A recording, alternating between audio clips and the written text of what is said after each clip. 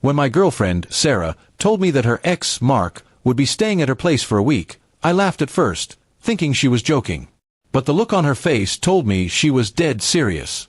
"If you feel uneasy, you can leave," she said, her tone calm, as if she had just offered me a cup of tea instead of a test of trust. I didn't know how to respond at that moment. All I could do was nod, even though inside, I felt like the ground had shifted beneath me. That night, I couldn't sleep. My mind replayed her words over and over. I kept asking myself, why would she even think this was okay? Sarah and I had been together for 2 years, and though I trusted her, the idea of her ex staying under the same roof made my stomach twist. I wanted to believe her intentions were innocent, but doubt began to crawl into every corner of my thoughts. The next day, I decided to talk to her about it. "Are you sure this is a good idea?" I asked as calmly as I could. She smiled, brushing off my concern. "It's just a favor. He's moving to another city and needs a place for a week. I don't see the problem."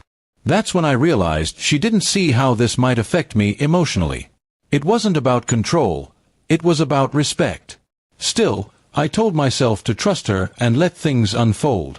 When Mark arrived 2 days later, I met him at the door. He was polite, friendly, and a little too comfortable for my liking.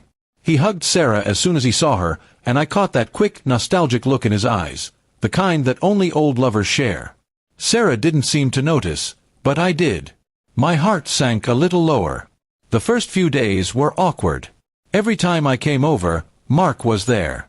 They'd laugh at old jokes, talk about memories from their past, and sometimes forget I was even in the room.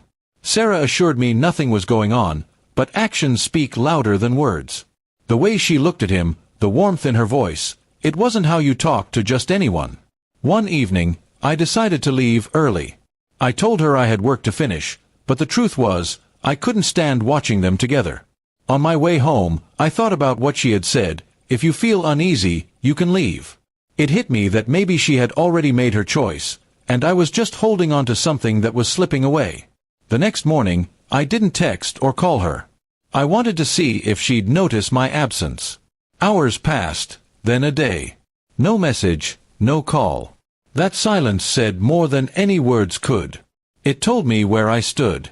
On the third day, I decided to stop by her place, not to argue, but to end things with some dignity.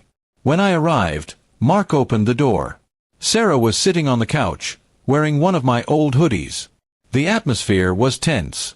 She looked surprised to see me, but not necessarily happy. "Hey," she said softly.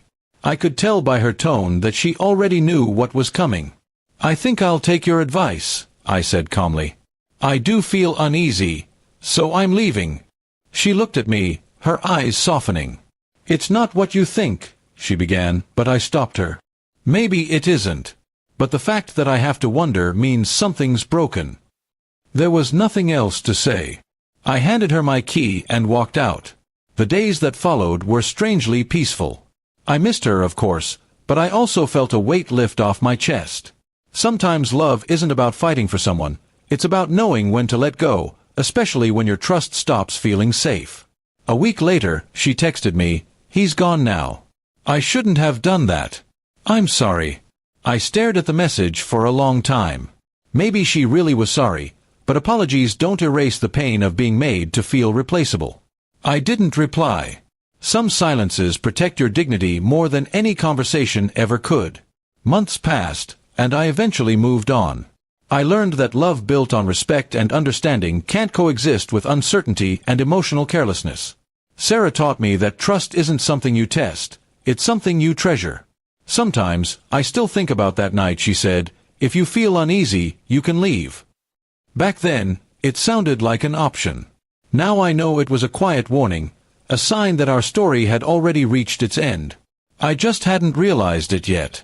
And as painful as it was, walking away turned out to be the best decision I ever made.